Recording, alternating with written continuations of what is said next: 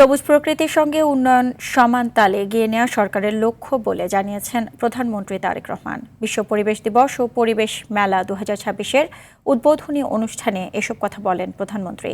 এ সময় তিনি আরও বলেন, বৃক্ষরোপণ ও পরিবেশ সুরক্ষা ভবিষ্যতের জন্য বিনিয়োগ।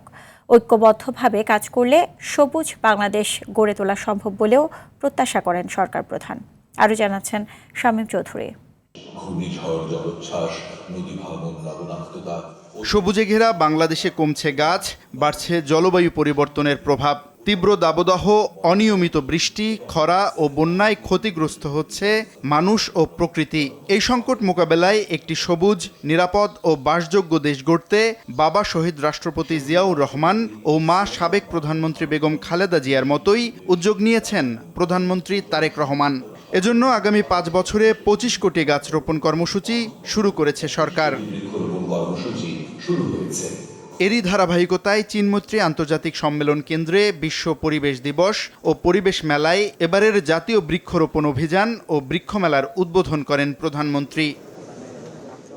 বন অধিদপ্তরের আয়োজনে এ অনুষ্ঠানে পরিবেশ সংরক্ষণে বিশেষ অবদানের জন্য 3 ব্যক্তি ও 3টি প্রতিষ্ঠানের হাতে জাতীয় পরিবেশ পদক 2025, 5 ব্যক্তি ও প্রতিষ্ঠানকে বন্যপ্রাণী সংরক্ষণ পুরস্কার 2026, বৃক্ষরোপণে 7 ব্যক্তি ও প্রতিষ্ঠানকে জাতীয় পুরস্কার 2025 ও সামাজিক বনায়নের জন্য উপকারভোগীদের হাতে লভ্যাংশের চেক তুলে দেন সরকার প্রধান। বক্তব্যে প্রধানমন্ত্রী বলেন, সরকার পরিবেশকে আলাদা খাত হিসেবে নয়, একটি উন্নয়নের ভিত্তি হিসেবে দেখছে।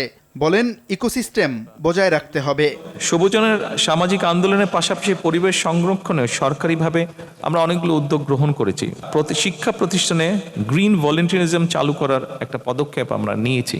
90,000-এর মতন গাছ আমরা বিভিন্ন স্কুলে সেদিন রোপণ করা হয়েছে। একই সঙ্গে ক্লাইমেট ইয়ুথ ফেলোশিপ চালু এবং এনভায়রনমেন্ট স্টার্টআপ ফান্ড সহ বেশ কিছু উদ্যোগ আমরা গ্রহণ করেছি। পরিবেশ সুরক্ষায় প্লাস্টিক বর্জ্য কমিয়ে আনতে সরকার বিভিন্ন উদ্যোগ নিয়েছে জানিয়ে এ নিয়ে সবাইকে আরও বেশি সচেতন হওয়ার কথাও বলেন সরকার প্রধান। প্লাস্টিক বর্জ্য উল্লেখযোগ্যভাবে কমিয়ে আনার লক্ষ্যে সরকার ইতিমধ্যে কাজ শুরু করেছে বা করার চেষ্টা করছে সরকার। একই সঙ্গে জৈব সার উৎপাদন, পুনর্ব্যবহার, বর্জ্য থেকে জ্বালানি উৎপাদন এবং রিডিউস, রিইউজ, রিসাইকেল, এই 3R নীতিকে সরকার জাতীয় পর্যায়ে বাস্তবায়নের নীতি বা উদ্যোগ গ্রহণ করেছে। পরে চীনমৈত্রী আন্তর্জাতিক সম্মেলন কেন্দ্রের পূর্ব পাশে বৃক্ষরোপণ করেন প্রধানমন্ত্রী।